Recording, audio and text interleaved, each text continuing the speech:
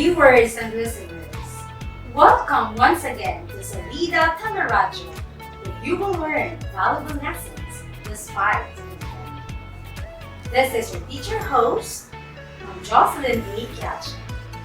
This afternoon, you will learn about values and desires, a lesson from grade 9 English. Let's give the floor to our teacher broadcaster, Mr. Harley P. Aglosolos. Hello viewers and listeners, welcome to our lesson this afternoon. We are very glad because despite the pandemic, we will be able to deliver our lessons to you through Artha Salida TeleRadyo. This afternoon, we are going to discuss about desires and values, which is part of your Module 2 of our lessons in grade 9 English. So today, before we are going to start, let's have our objectives. The first objective is to analyze literature as a means of understanding and changing values in a changing world. Our second objective is relate text with particular social issues, concerns, or dispositions in real life. So that means you are going to relate our lesson to your personal experience as a student. Now may I ask you, what is your goal in life? Is your goal to be happy in life? What is your source of happiness? In other words, what do you do in order for you to be happy? We have different sources of happiness. That's why this afternoon, let's try to test that happiness. I would like you to get a piece of paper and a pen, and let's try to play a game, Fast Talk. I'll give you two choices, and then you're going to select only one. Write them. And towards the end of the lesson, let's try to analyze your answers based on our lesson. The first item is, are you going to choose bicycle or car?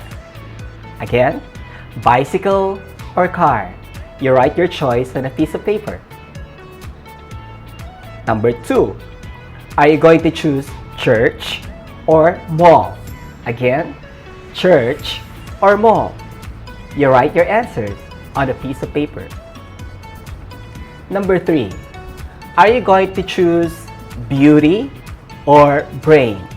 Again, beauty or brain. What is your choice? You write them on a piece of paper. Now that you're done, let's try to analyze our first objective, that is we are going to relate literature as part of literature that is featuring unchanging values. Let's try to recall the stories that you have read while you were still young, while you were still children. Number 1, the story of Pinocchio. What lesson did you learn from that story? Perhaps the lesson that you learned is about how to be honest and how honesty is very important. That's why until today, we strive to be honest as much as possible. That means the lesson that you have learned when you were still young is carried over into your life today. That is for one story. Another one is, do you still remember the Beauty and the Beast? What lesson did you learn from that story? Yes, it talks about real love, because real life love does not look upon the external appearance of a person, but looks directly to the heart. Next is, of course, this is recent. What lesson did you learn from the movie Frozen? There was that famous line which says, only an act of true love can thaw a frozen heart. When you say thaw, melts. So what can melt a frozen heart? Perhaps you know a person who is very hard-hearted. What is the only thing that can change that person? It's only true love. Now, in these examples, we see that literature is used to feature unchanging values. These values of honesty, true love, runs throughout life from time immemorial until today. And today, we're going to discuss the 4 desires, which is an excerpt. I believe that you have already read the literature because the module was distributed to you in advance. Now, we're just going to review some of the features in the article. Okay, what is the first? What does living your best life means to you? When can you say, oh, I live my best life? Do you consider best life as something where you experience material fulfillment? Perhaps it's your dream, diba? To own a phone, an iPhone? Is your dream to own a car? It's your dream to own a lot. Do you consider yourself successful once you achieve this? Number 2, do you consider living your best life when you achieve spiritual fulfillment? That means you have developed a closer relationship with God. Our text today discuss about yoga. And yoga tradition asserts that lasting happiness is dependent on prospering both materially and spiritually. So that means these two things, itong material things and spiritual things are not independent, but they are interconnected. That means, how could you serve God and your people without the material wealth? We cannot give what we do not have. And how could you be fulfilled materially when you do not have what we call sense of fulfillment because of our faith in God? So this is one of the lessons that we heard and what we learned from the 4 desires, which is an excerpt.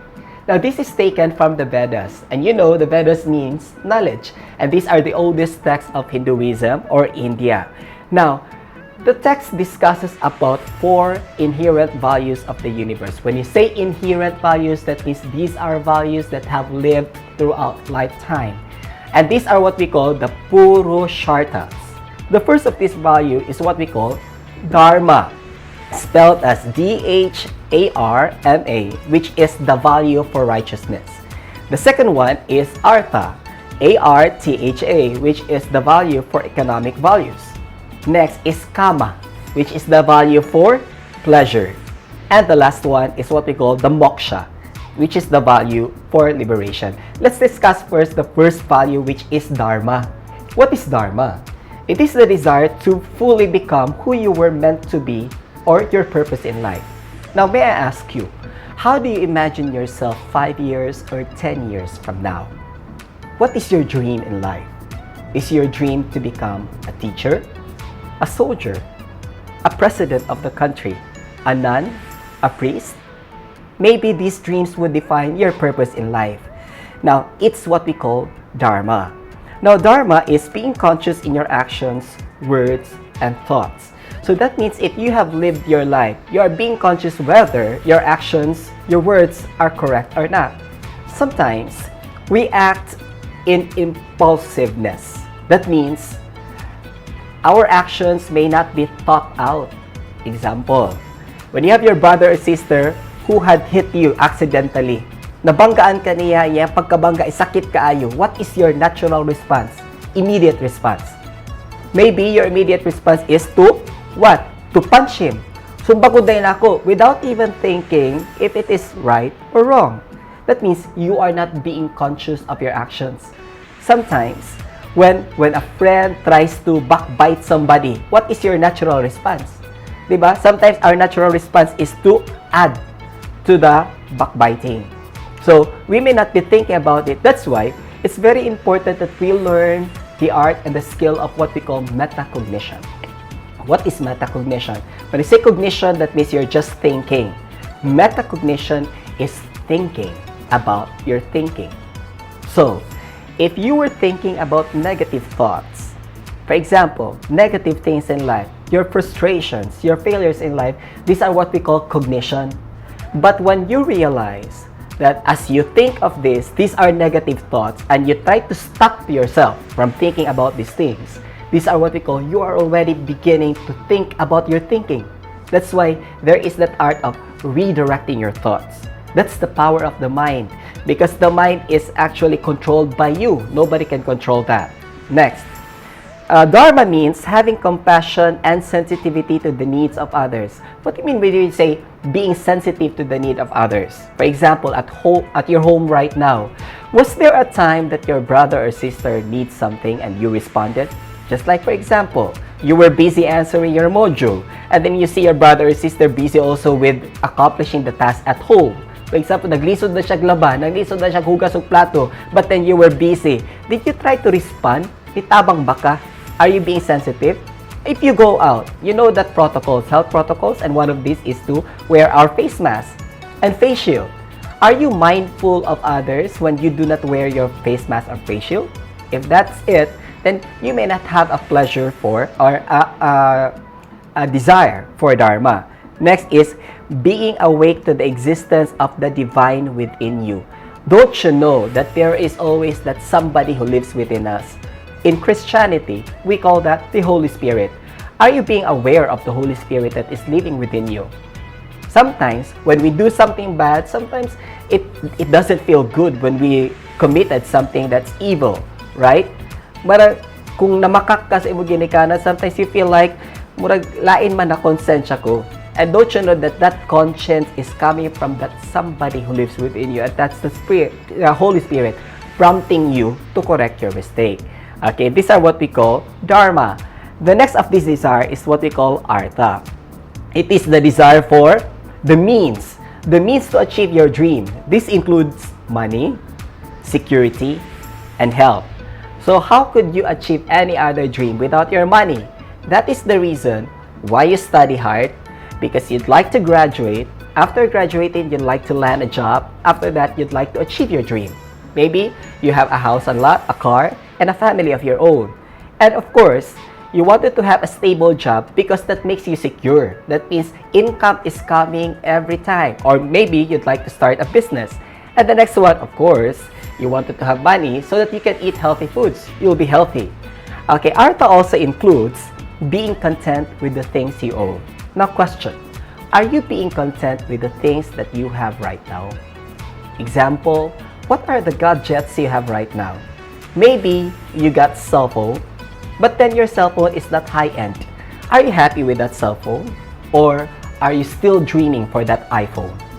If you're dreaming for that iPhone and that is your goal in life, that makes you unhappy because you're not happy with what you have. That's why there was that one book that says, if you cannot be grateful for the small things, God will not give you what you desire. That is bigger things. That's why whatever you have right now, that is just what you need, because it's a promise by God that He will provide all our needs. He knows what is your need. That's why it's a skill to know the difference between want and need.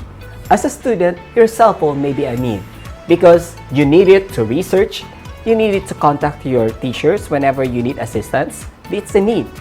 But an iPhone is already a want because I can accomplish the same things with a simple phone. Okay, that is the difference between the two. Next, that is to have enough assets to live on and care for your family without hoarding or being greedy. Okay, that's the catch. We may be earning money, but the time that we hoard, unsa man ang hoard, kanang we own more than what we need. Nga ang uban wala na ma-own. That is being greedy, kanang hakog ang isa ka tao. If you are like that, that means you do not have the desire for Artha. So, what do you see as valuable? For example, the things that you own at home, are they valuable? Okay, kasi there was that one culture which says that you only have to own the things that you use every day. But look at our Filipino culture. Diba? Our Filipino culture is to buy things and then to store them at the cabinet. Have you noticed it with your mother? Diba? Sometimes, we got a lot of utensils. Kanang mga gipamalit sa yung mga ginikanan nga mga baso, mga plato. Diba? And then, daghan na kahin na siya sa balay. Pero actually, ginagamit ba ninyo everyday? Diba? Wala siya ginagamit, gina-display lang. Ginagamit siya during occasion like birthday, Christmas, ingana nga mga occasion. And when somebody from a member of your family breaks any of these utensils, unsay buhaton sa ginikanan, di ba kasap ang taman-taman or bunalan. Pero pag ang bisita makabuak, unsay kuwasot sa ginikanan, okay lang na. Is that a good culture? That means Artha is just owning what you need every day. That's why in the Western culture, they got what we call minimalist. Ang kanilang bahay minimalist. They only have things that they use every day because you're saving space, you're saving time, and you're saving money with these principles. The next one is what we call kama. Okay, what have you noticed with the word kama? Actually, kama comes from the Indian word, and it means bed. Okay, when you lie in bed, what do you feel? You feel pleasure of resting, right? So kama is a desire for pleasure, which means includes what? Sensuality. It includes art, music, beauty, intimacy, affection, fellowship, and kindness. It's what brings a sense of delight to your life. Now look at your life. Di ba, we'd like to spend our time with our friends.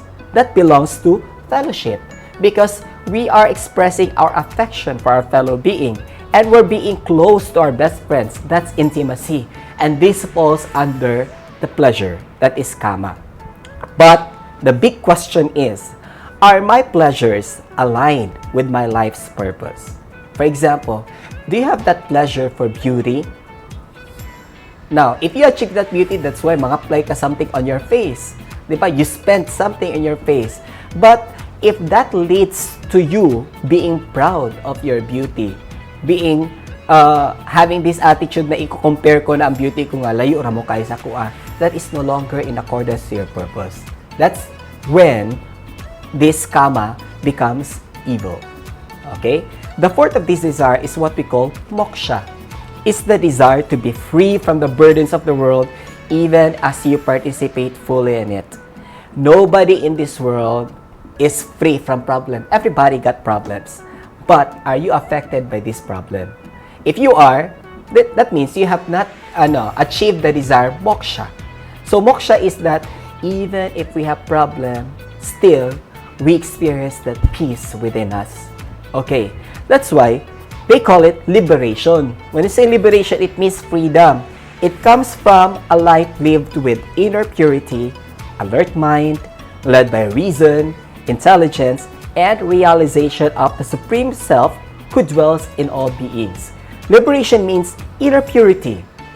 Okay, so you are no longer mindful of what other people say about you. Kasi alam mo, yung ginawa mo is tama. Kasi if you are always affected by what other people say, you cannot live a free life. Okay? Kaya dapat ma-achieve natin yung level na, I do not care what you say because what I'm doing with my life is based on morality, based on what is good. Okay? Next one is, how do you consider yourself free? When do you say you are liberated individual? When you treat others with respect, regardless of how others treat you. For example, sometimes we are just good to people who are good to us. Or we are just good to people because they could still give us something. Okay, di ba? With your friends, sa iyong mga friends, kung makahatag pa siyang answer, friend ta. Pero the moment they fail to give you an answer, dili na mo friend. Okay, that means you are not free when you wanted to use people for your own benefit. Number 2, you return anger with soft and kind words. This is very difficult, right? To follow. Yung pinagalitan ka na, but then you still answer with soft words. For example, gi-accuse ka sa imong ginikanan, naktapulan kay kanak. Okay, mama. I will learn from it. Okay. Do you answer that way? Di ba dili? What is your answer? Probably your answer would be, ako naman lang permiti nagtrabaho diri. Saan na lang akong mga igsuon? Okay, that is an example that we have not been living a liberated life because we answer with the same tone as they do. Okay? The next one, you consider yourself liberated individual when you do not expect praise from others. In other words, when you do something good, what is your intention? Is it to get famous? For example, when the face-to-face was still allowed in the classroom, diba, we clean the classroom because the teacher is watching us. That means you're not doing things because it is the right thing to do. You're doing things because you want to please somebody. And the greatest test is actually when you go to the toilet. Okay, when you go to the toilet, after you're urinating, you're supposed to flush the toilet. You're supposed to flush with water. But were you doing that? Sometimes, we're only doing it when somebody is actually using the toilet or somebody would be next to us. Naghulat na sa tuwa mo, nang imuhang bubuan, kaya na naghulat maulaw ta. Pero when you're alone, do you do that? That's why the true self is revealed when you are alone. In other words, what do you do when you are alone? That is your true self. Okay? The next one is, you never injure or hurt any life form. For example, kamo maglakaw-lakaw din sa kilid na garden, what do you usually do? Kusing-kusing dayo na ang mga dahon diha sa mga garden. That is harming life form because there is life to that. That's another one. Are you comfortable being alone as in the presence of others? Sometimes that is the difference with people. Kasi as a youth, we always wanted to have companions, and that is the problem. We have to stand alone. And the last one is, are you humble? Do you have steady mind? Okay? So these are what we call the principles or the 4 desires of a person, which is universal. Now that we're done with our discussion, let's try to get back to our previous early activity when we had the fast talk. Okay, remember you made a choice. Let's try to review them. Okay, number 1, you chose between bicycle and car. What is your choice? Is it bicycle or a car? The question is this choice valuable? Is this aligned with your purpose in life? Number 2, what is your choice? Church or mall? Is this valuable? Is this aligned with your purpose in life? What about number 3? That is beauty or brains? Is this valuable? Is it aligned with your purpose in life? Okay, now that we're done with our lesson, you try to get back to your objective. Were we able to analyze literature as a means of understanding and changing values in a changing world? Yes. We have discussed universal values. Number 2, were you able to relate text to your personal experience in life? Yes, because you have used an example that is your personal experience in life. For our assessment, I want you to list down 3 actions that you have been committing all throughout your adolescent life that needs to be improved. That is, you make 2 columns in the paper. On the first column, you list down 3 actions that is needed to be improved. And on the second column, you try to write how do you intend to improve it. Okay? Now, after accomplishing this, you may submit this one to your English teacher. And here's our rubrics for assessment. Number 1, social context. You will get 3 points if all answers are related to your real life experience. 2 points if some are related to your real life experience, and you only have 1 point if the examples that you have given is not related to your experience at all. Second, mechanics. If you have no grammatical error, you will get 3 points. If you have 1 to 3 grammatical error, 2 points.